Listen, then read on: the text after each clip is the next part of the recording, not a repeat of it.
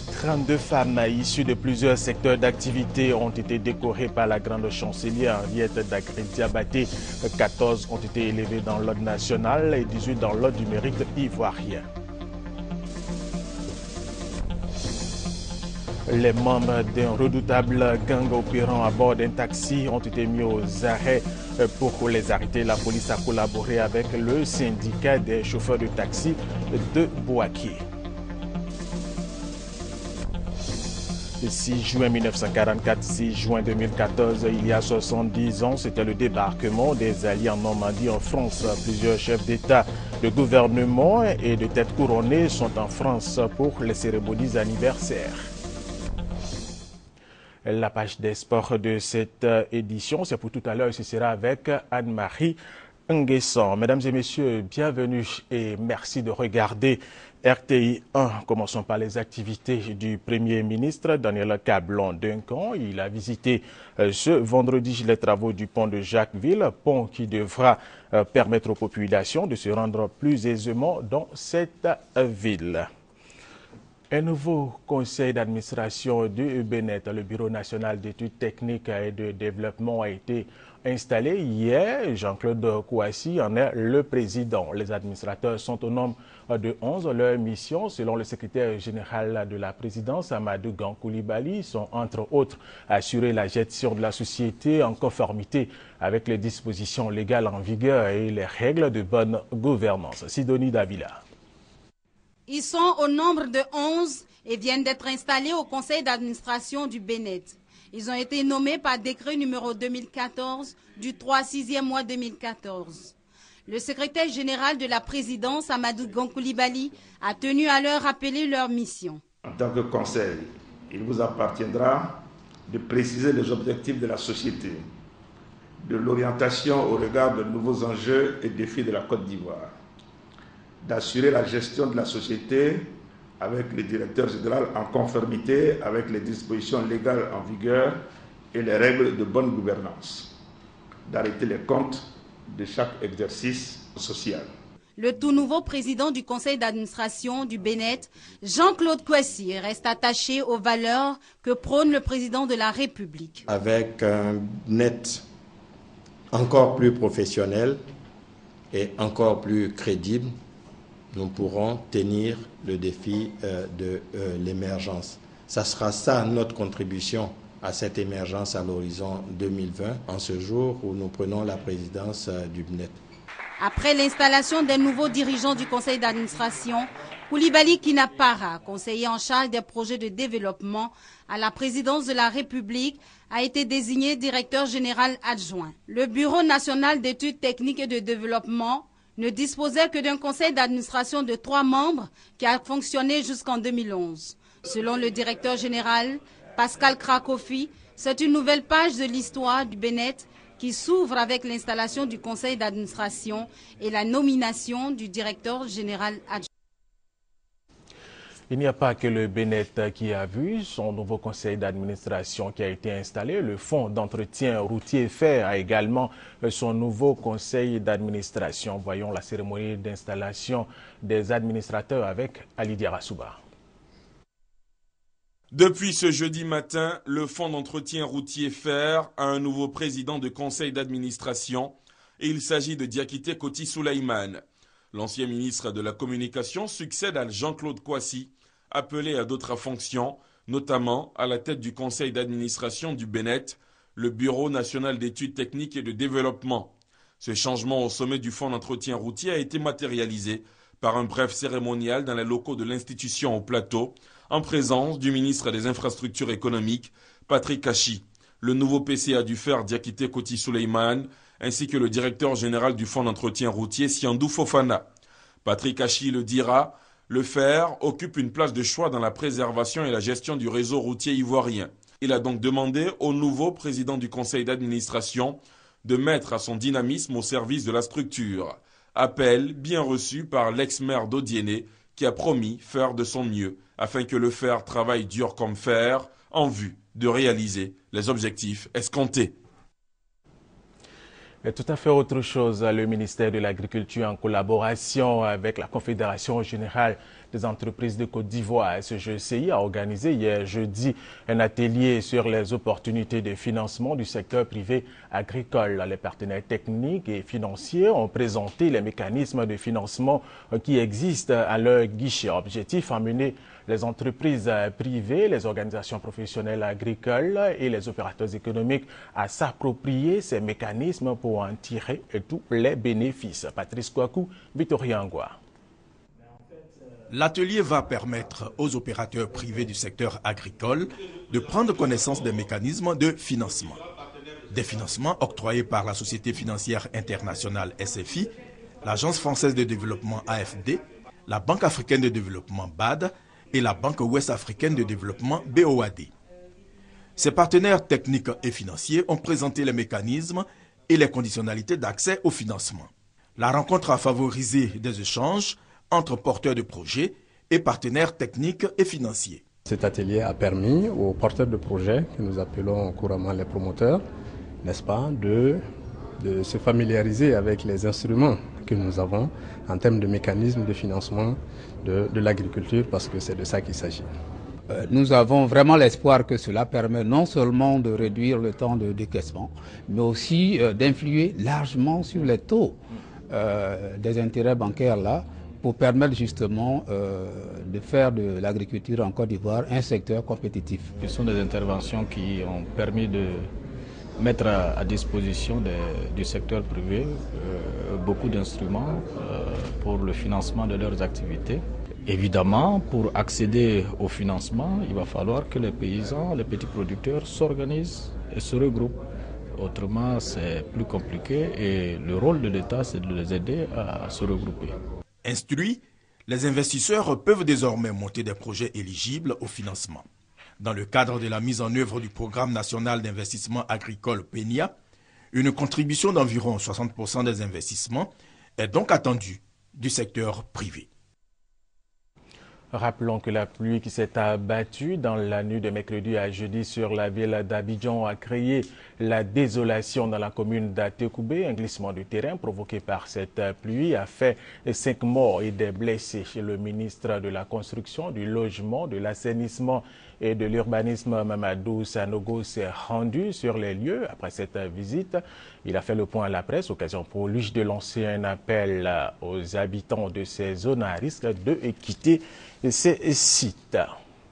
Autre sujet, la direction des analyses géopolitiques et stratégiques du ministère des Affaires étrangères a organisé un séminaire sur les enjeux géopolitiques et stratégiques en Afrique de l'Ouest. Objectif de ce séminaire, trouver des solutions face à la question de la sécurité maritime et à la criminalité transfrontalière. 32 femmes issues de plusieurs secteurs d'activité ont été décorées par la grande chancelière Henriette Dagri et Diabaté. 14 ont été élevées dans l'ordre national et 18 dans l'ordre du mérite ivoirien. Nous y reviendrons. Radio Côte d'Ivoire s'arme pour affronter la concurrence et reconquérir son public sur l'ensemble du territoire national. La nouvelle grille des programmes prend en compte les aspirations des populations. Une place de choix est accordée à l'information et aux émissions. Radio Côte d'Ivoire se donne une nouvelle identité, des studios modernes à la pointe de la technologie, du matériel de qualité pour un confort d'écoute, une équipe jeune et dynamique, le tout couronné par une nouvelle grille de programme. Au niveau contenu, désormais le journal est présenté par 2 voix. Le sport, là aussi c'est vraiment un grand changement qu'il faut noter. Tous les jours, aujourd'hui, sur Radio Côte d'Ivoire, vous avez les vérités du sport. Comme le nom le dit, c'est les vérités qu'on se dit. Au niveau des programmes, le changement est également radical. Le confort d'écoute, il est agréable. On a un bon son et dans ce bon son, on a de belles émissions, on a de beaux journaux. Donc, il ne reste qu'à inviter les auditeurs, la population ivoirienne comme à l'extérieur, parce qu'aujourd'hui, Radio Côte d'Ivoire émet en streaming. Radio Côte d'Ivoire est sur le site web de la RTI, www.rti.ci.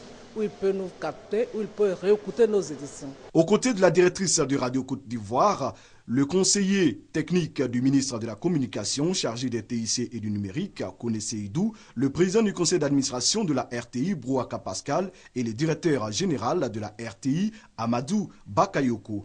Tous saluent cette volonté de Radio Côte d'Ivoire de consolider sa position dans le trio de tête des radios les plus écoutées en Côte d'Ivoire. La concurrence est rude, on attend beaucoup de vous. Et Madame la ministre Afouah, elle sait que vous pouvez relever le défi.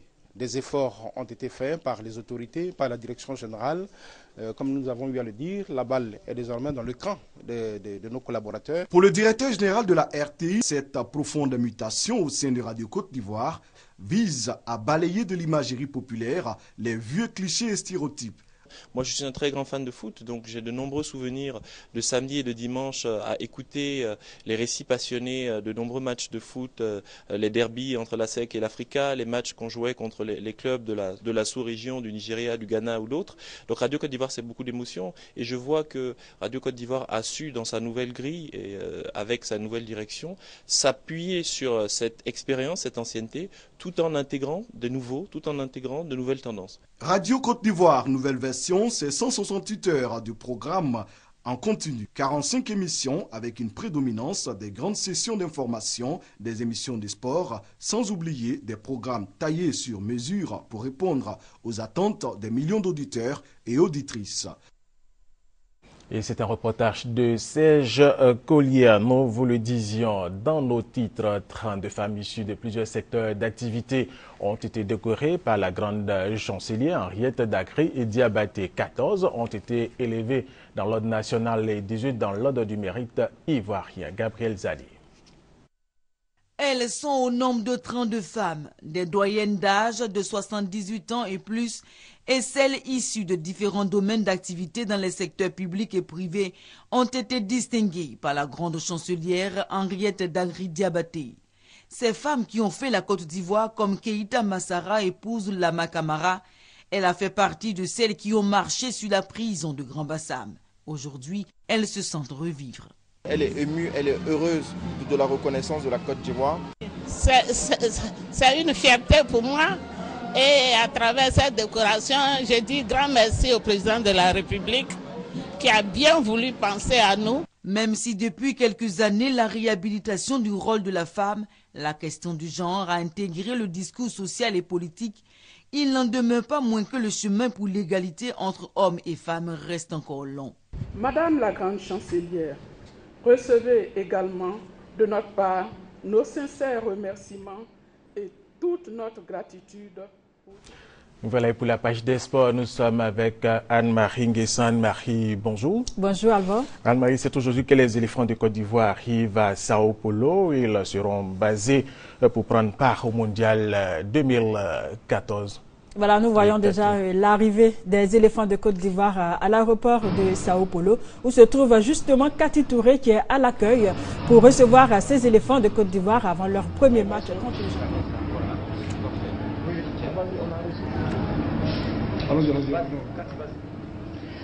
Voilà, les éléphants de Côte d'Ivoire qui viennent d'atterrir ici sur le tarmac à Sao Paulo, ce grand aéroport, les éléphants qui sont là. Nous sommes donc avec Didier Zokora, maestro. Bonjour Didier, et bonne arrivée. Vous êtes en direct sur la RTI. Dites-nous votre première impression après cette préparation. Ouais, je pense qu'on a fait un bon stage à Dallas et on a fait 2 matchs importants contre la Bosnie et le Salvador. Donc voilà, on est tous contents d'être là et un peu fatigués du voyage. D'accord, et alors comment vous comptez aborder cette compétition? Compétition avec beaucoup de sérénité, parce que voilà, c'est la première participation et voilà, on fera ça d'un peu de plaisir aux Ivoiriens. Merci beaucoup et puis on vous souhaite bonne chance, on se retrouve tout à l'heure à votre base. À côté de Makati, nous avons Masgradel, retour sur la terre du roi Pelé, vous, les éléphants, 3e participation. Vous déjà vous sentez l'odeur de la Coupe du Monde déjà, l'état d'esprit? Oui, l'état d'esprit, il est le même, comme d'habitude on est concentré, on est content d'être là. Maintenant ça va commencer, je suis ravi d'être là et j'espère que ça va bien se passer. D'accord, et vous pensez que vous êtes en forme suffisamment pour aborder cette compétition? Oui, mais on est en forme, c'est vu pendant les préparations, mais c'est qu'on est confiant et on espère que ça va bien passer par la grâce de Dieu. Bonne chance, Marc Merci beaucoup. Didier Drogba, le capitaine est avec vous en direct sur en direct donc sur la RTI, en plein dans le journal télévisé. Alors Didier, en tant que capitaine, comment nous apprécions beaucoup la nouvelle coupe, on va dire. Ouais, ça va nous porter chance, on espère. Alors dites-nous en tant que capitaine, quel est l'état d'esprit aujourd'hui de votre groupe? On a bien travaillé pendant une quinzaine de jours et voilà, c'est bientôt le début de la compétition, on a encore une semaine à préparer. Et tout simplement, on a vu sur le premier match. Je pense que le premier match sera déterminant. On ne va pas trop parler ou essayer de vendre du rêve, mais le premier match est important, on va essayer de gagner des questions. Est-ce que c'est un après particulier? Jouer sur la terre du roi Pelé, le Brésil, la terre du football, et puis la troisième coupe du monde pour la Côte d'Ivoire, passer enfin ce premier tour. Ouais, c'est vrai qu'on a donné une habitude aux Ivoiriens de se qualifier à chaque coupe du monde, donc ça paraît normal, c'est quelque chose d'extraordinaire qu'on est en train de faire. Donc on va essayer de profiter de cette chance qu'on a d'être ici au mondial au Brésil, sur la terre du football pour nous. Donc on va faire le maximum pour réaliser nos rêves les plus. En tout cas, merci Didier. Et puis on se retrouve tout à l'heure à votre base. Nous allons donc essayer de choper l'entraîneur Sabri Lamouchi que nous allons avoir maintenant. En direct, Sabri Lamouchi, l'entraîneur rapidement en direct à Sabri Lamouchi. Après Didier Drogba, l'entraîneur Sabri Lamouchi qui connaît l'état d'esprit de ce joueur. Je suis très heureux de vous accueillir ici au Brésil pour votre arrivée. Déjà, parlez-nous de cette équipe, l'état d'esprit qui prévoit après ce match face au Salvador. Écoutez, il est toujours très important de terminer une préparation par une victoire. On a très bien travaillé aux États-Unis, on était bien reçus, on était dans de très bonnes conditions. Maintenant, on est très heureux d'être ici au Brésil. Comme vous le savez, l'importance du premier match est quasiment fondamentale, capitale. Donc on va essayer de bien aborder cette semaine de travail pour bien rentrer dans cette compétition et je l'espère pouvoir réaliser l'espoir de sortir de cette coupe qui est notre objectif principal.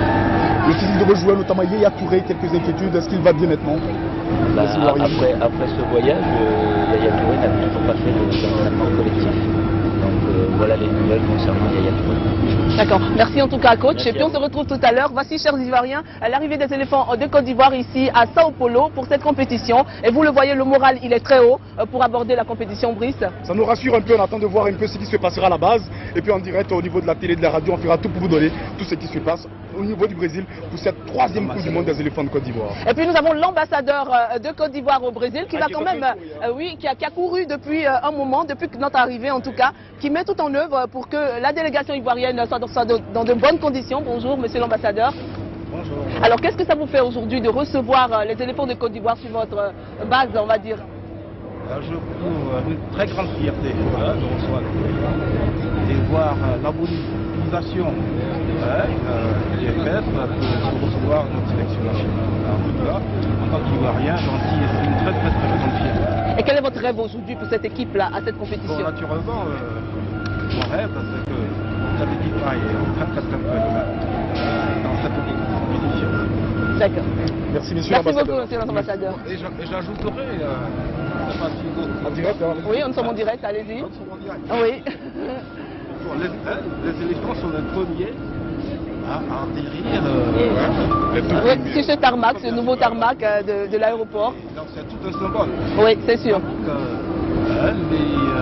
Les transports de pionniers, point numéro 1. Sortie numéro 1 de la poule également. En tout cas, merci beaucoup, monsieur l'ambassadeur, pour tout ce que vous faites pour les éléphants. Merci Anne-Marie, merci Alva Atta, merci chers Ivoiriens. Nous allons donc vous rendre l'antenne, n'est-ce pas, Brice? On se retrouve pour d'autres moments avec les éléphants et notamment avec la Coupe du Monde. Merci, à bientôt. C'était Cathy Touré, Brice Kwasi à Sao Paulo au Brésil pour le mondial 2014. Il nous disait tout à l'heure que les éléphants sont arrivés, vous avez vu les images, sont arrivés à Sao Paulo au Brésil. Ils ont le moral très haut et l'entraîneur Sabri Lamouchi l'a dit, Anne-Marie, tout à l'heure, que la préparation s'est terminée par une victoire. Et nous allons revenir sur cette victoire des éléphants. Cette victoire était justement face au Salvador qui a eu lieu il y a un jour, la nuit dernière. Côte d'Ivoire face au Salvador, 2-1 pour la Côte d'Ivoire. Buteur et auteur d'une passe décisive, Gervinho et Didier Drogba ont pratiquement survolé cette rencontre et racontent bien sûr comment ils l'ont vécu concrètement face au micro de Ange Assoukro, envoyé spécial à Dallas. Au Westin Hotel de Dallas, le jour du match face au Salvador, calme et sérénité habitent les éléphants. Pour eux, il est nécessaire de terminer la préparation aux États-Unis par une victoire. Devant le stade, les supporters salvadoriens sont assez nombreux et s'illustrent lors de l'ambiance avant-match.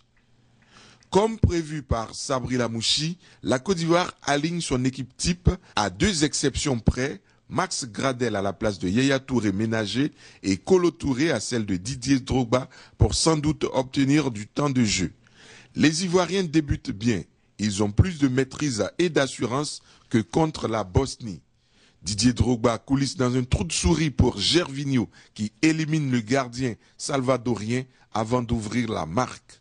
Le Salvador est pris à la gorge et Gervinho permet à Didier Drogba de corser l'addition. 2-0 à la pause.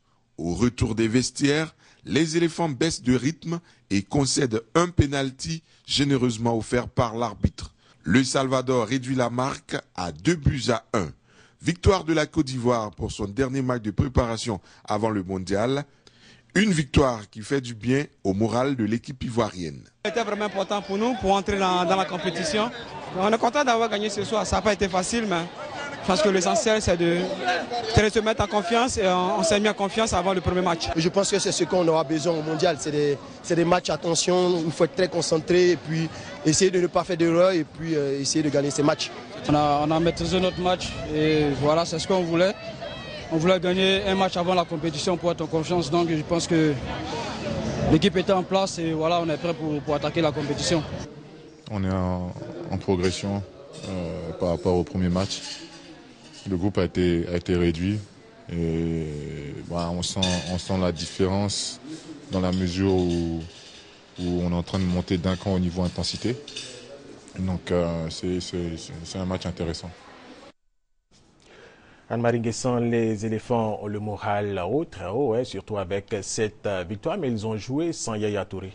Oui, Yaya Touré qui a été volontairement laissé au repos par le médecin de l'équipe nationale. Yaya Touré qui raconte d'ailleurs cette rencontre qu'il a vue des tribunes, qu'il a regardé des tribunes. Il nous dit au micro de Ange Assoukro comment il a trouvé ses coéquipiers et lui-même comment il se sent maintenant, bien sûr, avant le début de ce mondial 2014. Victoire lors de ce dernier match de préparation. Comment tu as regardé le match depuis le banc?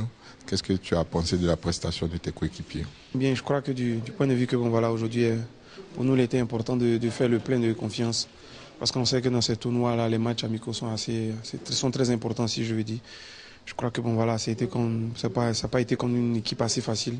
Salvador qui est une bonne équipe, certes, mais bon, je crois qu'aujourd'hui, on a fait ce qu'on avait à faire. Faire le plein de confiance avant la compétition.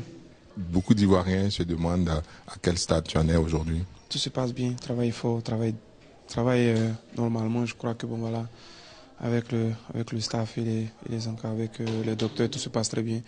C'est vrai que c'était une blessure assez compliquée, mais bon, Dieu merci, tout se passe bien. Je rattrape bien. Je crois que d'ici le 6 ou le 7 au Brésil, je vais commencer les entraînements. Il n'y a pas eu d'opération? Ah non, pas question. Le hamstring, comme on dit, il ne peut pas avoir d'opération là-bas, je crois. Mais bon, je crois que le plus important, c'était ça, c'était d'avoir fait des soins intensifs, parce qu'il était très important, parce qu'il y avait la fatigue aussi qui jouait beaucoup. Et je crois qu'aujourd'hui, je suis très content du résultat. Allez, beaucoup de courage aux éléphants. Revenons en Côte d'Ivoire pour parler de la Coupe de la Confédération, 3e journée, match de poule. Le Sewe Sport affronte Al Ali. d'Égypte. Tout à fait, c'est Sport de San Pedro. Al-Ali d'Égypte, comptant pour la 3e journée des matchs de poule, se disputera le dimanche 8 juin à 15h30 au stade Robert Champoux de Marcory. Mais avant, Rigo Gervais s'est adonné à la traditionnelle conférence de presse et Salif Ouattara y était. Face à un tel challenge, Rigo Gervais a tenu à rassurer le public ivoirien sur l'état physique et psychologique de ses joueurs avant de se prononcer sur les objectifs du COE. Je pense que progressivement on entend de retrouver quand même tout ce beau monde-là pour pouvoir bien préparer ce match et être apte à prendre les 3 points. On a Zadi Wawa qui revient de blessure. Il y a Bosé Fernand aussi qui revient de blessure. Déterminé à prendre la tête de la poule, Rigo Gervais et ses poulains se sont dit très optimistes du dénouement de la rencontre. Je pense que c'est un groupe qui entend de renaître et qui recherche un certain déclic, une certaine confiance. Donc on a beaucoup d'enseignements sur cette équipe-là. Je pense que, et puis aussi, vu le football maghrébin, je pense que c'est identique. Je pense qu'Al-Ali est un cran au-dessus par rapport aux autres.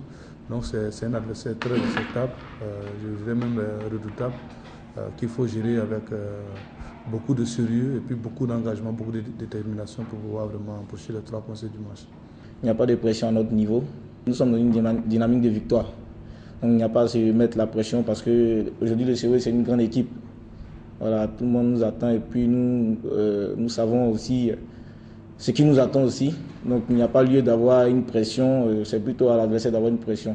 Il a terminé ses propos en rendant un vibrant hommage à son gardien Sylvain Gbowo, retenu parmi les 23 éléphants en route pour le mondial brésilien, avant de lancer un appel au public afin de se mobiliser comme un seul homme derrière son équipe.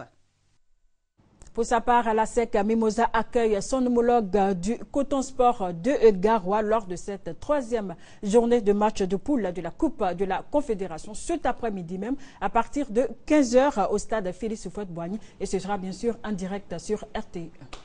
Merci Anne-Marie Nguessan pour toutes ces informations sportives. Nous continuons cette édition. Les membres d'un redoutable gang opérant à bord d'un taxi à Bouaké ont été mis aux arrêts. Pour les arrêter, la police a collaboré avec le syndicat des chauffeurs de taxi de Bouaké. Kader Segodogo, RTI Bouaké. Touré Mohamed, commerçant. Sekongo Issa, chauffeur. Oui, Boniface, chauffeur. Ces 3 individus viennent d'être interpellés à bord d'un taxi. Il faut dire que depuis quelque temps, des passagers étaient dépouillés.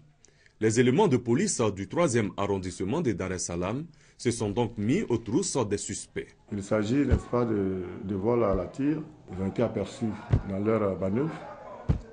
Et c'est comme ça que nous avons dirigé une action. Avec le concours, n'est-ce pas, du syndicat des taxis, ils ont été pris. Une perquisition au domicile du chef de gang a permis de découvrir des centaines de bordereaux de versement issus de diverses banques. Dès l'arrestation des suspects, les victimes se succèdent pour identifier leur bourreau d'hier et porter plainte. C'est mon prix, 140 000. Et mon prix, 250 000. Mon prix, 350 000. Mon prix, 415 000. Le commissariat du 3e arrondissement de Dar es Salaam n'est pas à sa première prise. Le commissaire Bléoué Franck Olivier et ses hommes ont décidé de multiplier les actions pour permettre aux populations de vaquer à leurs occupations en toute quiétude.